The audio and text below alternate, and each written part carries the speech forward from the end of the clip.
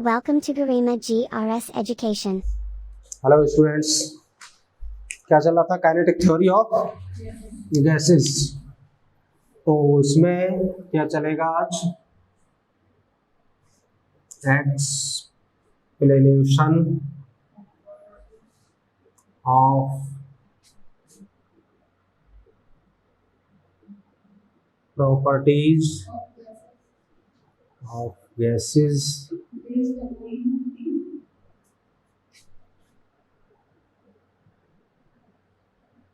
based upon kinetic theory.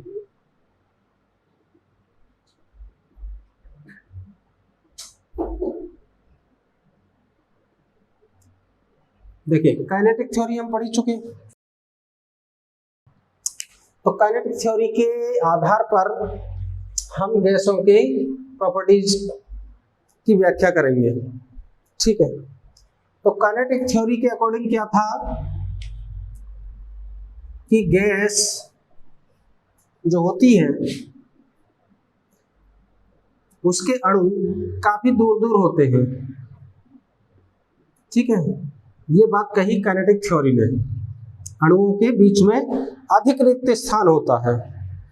तो इससे हमें काइनेटिक थ्योरी से ये पता चलता है, काइनेटिक थ्योरी की इस बात से पता चलता है कि इसका जो डेंसिटी है, जो घनत्व है गैस का, वो बहुत कम होता है क्योंकि इनके बीच में खाली स्थान अधिक होता है।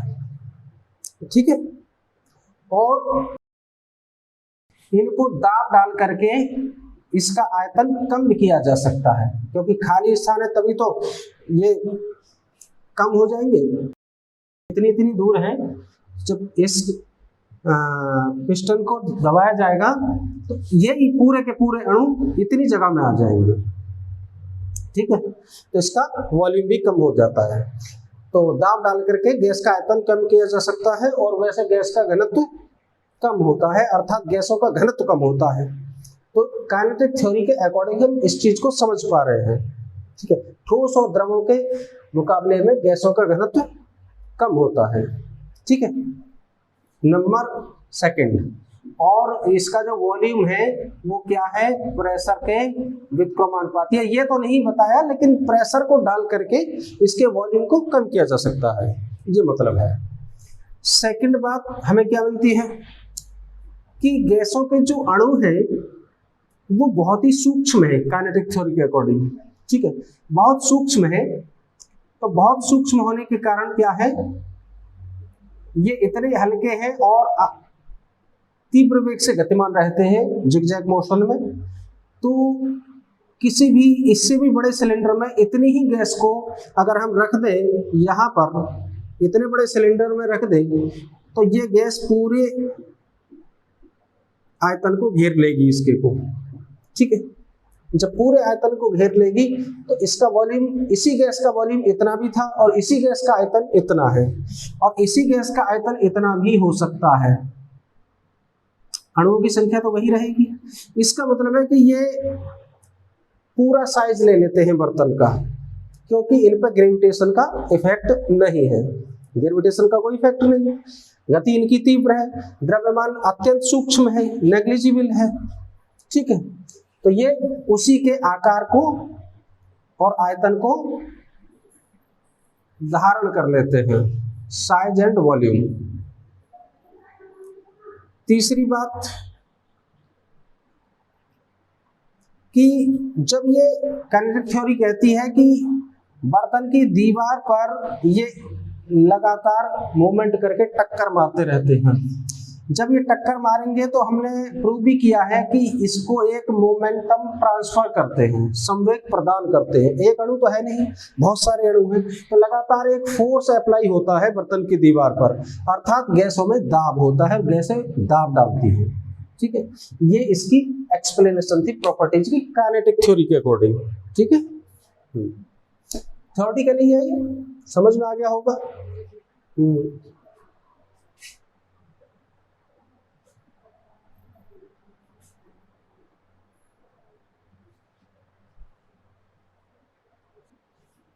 अब चलेगा क्या, अब चलेगा डेविएशन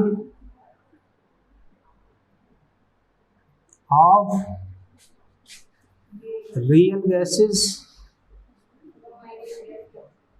रियल गैसेस फ्रॉम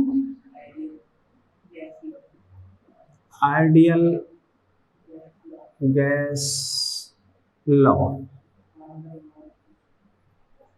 ये जो डेविएशन है रियल गैस का आइडियल गैस के नियमों से, इसी में आएगा आपका वान डर वाल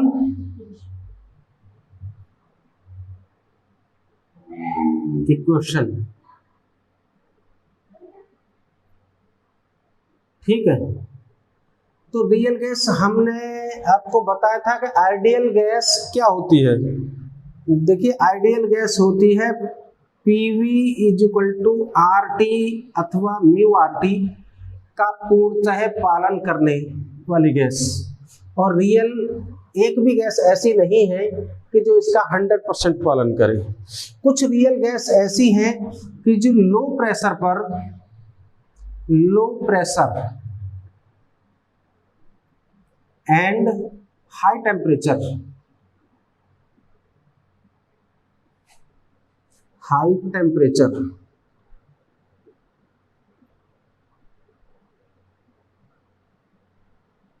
पर रियल गैस बहुत हद तक इस इक्वेशन का इसको फॉलो करती है। 100% तो नहीं करती। अगर प्रेशर हाई हो जाए और टेम्परेचर लो हो जाए तो बिल्कुल भी पालन नहीं करेंगे रियल गैस। दैट मीन्स जो बॉयल्स लॉ है, चार्ल्स लॉ है, जो भी लॉ है, उनसे डेविएट हो जाती है रियल गैस, उनका डेविएशन हो जाता है। ठीक है, डेविएशन का मतलब है विचलन। विचलन मतलब अपने उससे हट जाती है नियम से। तो इसके लिए एक ग्राफ से समझते हैं।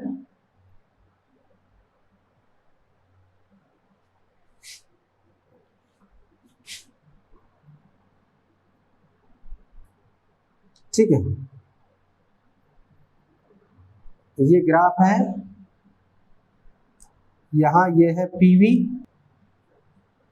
ये इधर क्या है PV और इधर है P। इसके बीच में अगर ग्राफ खींचा जाए तो ये ग्राफ कांस्टेंट आना चाहिए आइडियल गैस के लिए। आइडियल गैस के लिए तो कांस्टेंट ही आएगा क्योंकि आइडियल तो गैस ही नहीं है। ठीक है, तो ये आइडियल गैस के लिए है। लेकिन रियल गैस इस पर नहीं चलती है, इसको पूरी तरह पालन नहीं करती है। ये आइडियल गैस, ठीक है, और ये है आपकी हाइड्रोजन। ठीक है, कुछ इस प्रकार ग्राफ देती है। और ये आपकी ऑक्सीजन,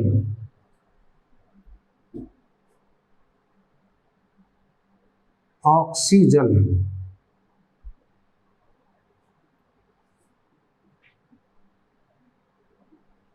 ठीक है, तो ये मार्ग से डेविएट हो रही है। ठीक है, कारण क्या है? देखिए, हमने आइडियल गैस में ये माना था कि जो आइडियल गैस होती है, ये मान लो इसमें आइडियल गैस है,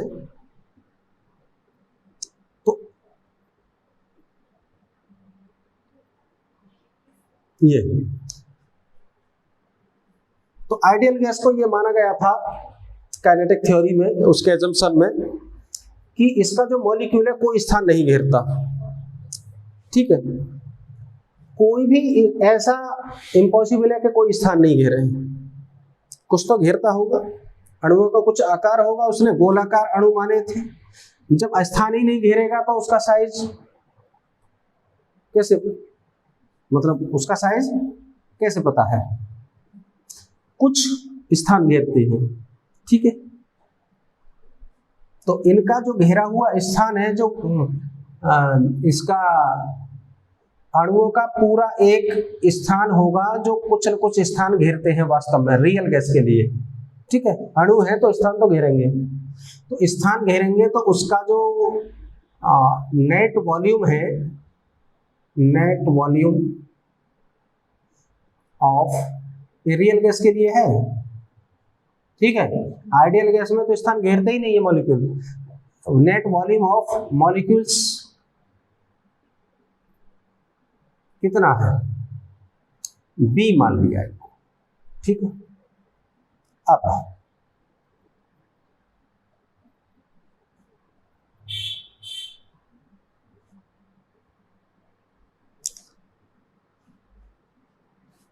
अब ये जो मॉलिक्यूल है, इस दीवार को ये बताया है काइनेटिक थ्योरी में कि ये अणु दीवार को संवेग प्रदान करते हैं, संवेग परिवर्तन होता है और उसको ट्रांसफर करते हैं, उसकी वजह से दीवार पर प्रेशर जनरेट होता है, ठीक है।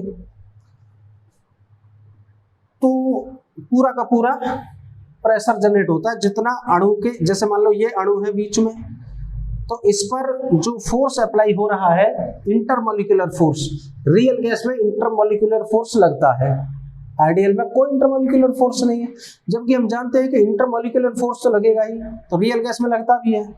तो ये जो इसके नेबरिंग मॉलिक्यूल्स हैं, जो पड़ोसी अणु हैं, ये इस तरह से आकर्षित हो रहा है बीच का, ठीक है। लेकिन यहाँ दीवार वाला जो अणु है, यहाँ अगर दिखाया जाए जूम करके, तो दीवार वाला जो अणु है, ये जो दीवार से टकराएगा तो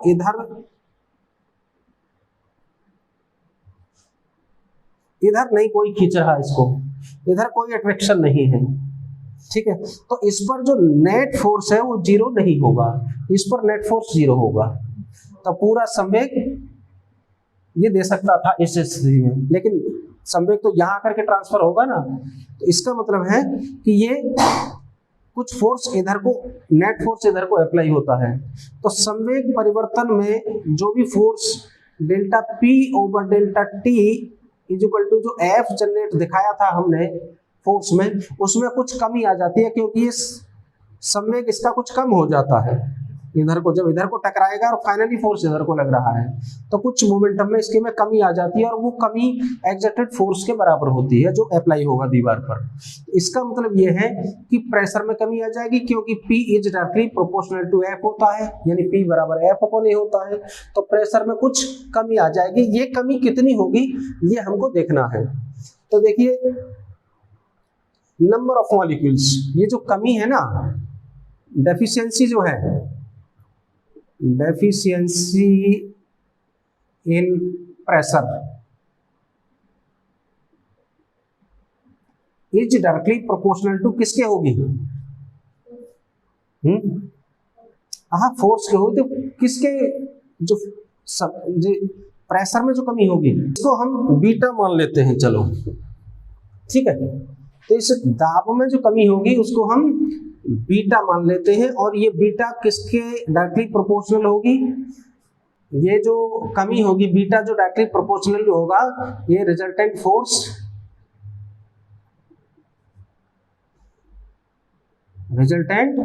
फोर्स इनटू प्रति सेकंड कितने मॉलिक्यूल टकरा रहे हैं, ठीक है, number of molecules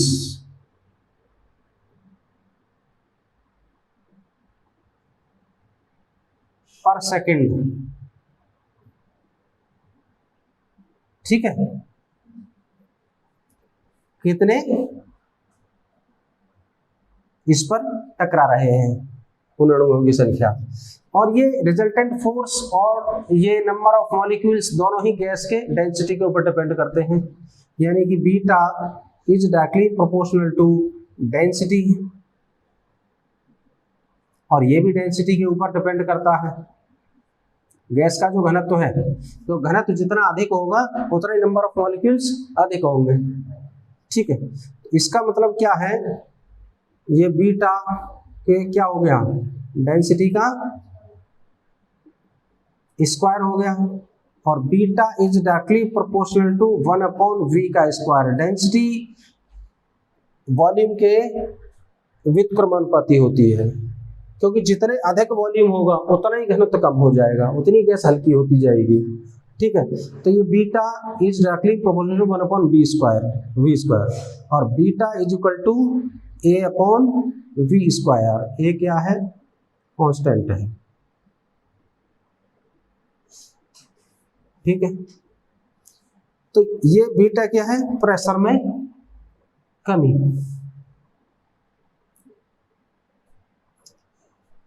real gas में अगर इसको हम आइडियल गैस की इक्वेशन में रखें इन्हीं चीजों को, तो क्या आ जाएगा?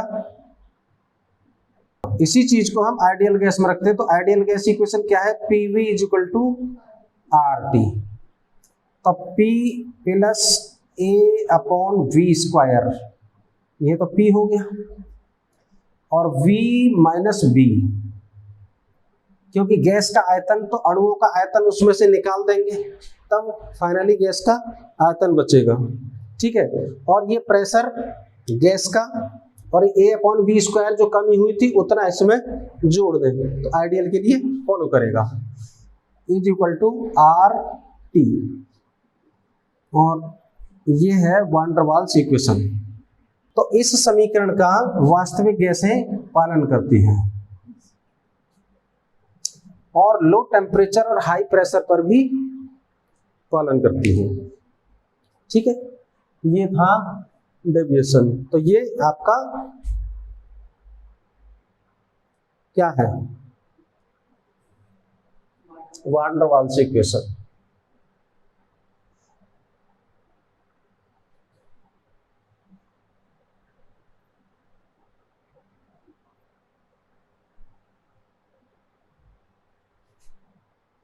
कभी कभार इसकी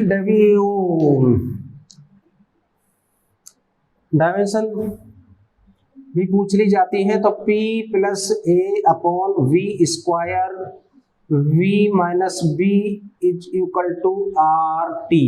वान डर वाल्स इक्वेशन में A और B की विमाएं ज्ञात अगर की जाए या पूछा जाए तो देखिए इसमें ऐसे निकालेंगे, ये क्या है? प्रेशर, और ये भी पूरा प्रेशर ही है, क्योंकि प्रेशर में प्रेशर ही जुड़ सकता है या घट सकता है। इसका मतलब है कि ये इसकी डायमेंशन और इसकी पूरे की डायमेंशन बराबर होगी, तो P की जो डायमेंशन है वही A/v² की डायमेंशन होगी।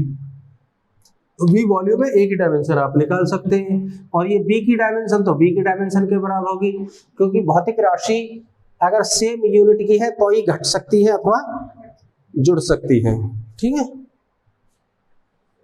मीटर में मीटर ही जुड़ेगा या मीटर में से मीटर ही घटेगा? मीटर में से किलोग्राम थोड़ा ही घट जाएगा, न किलोग्राम जुड़ जाएगा मीटर में। Thank you.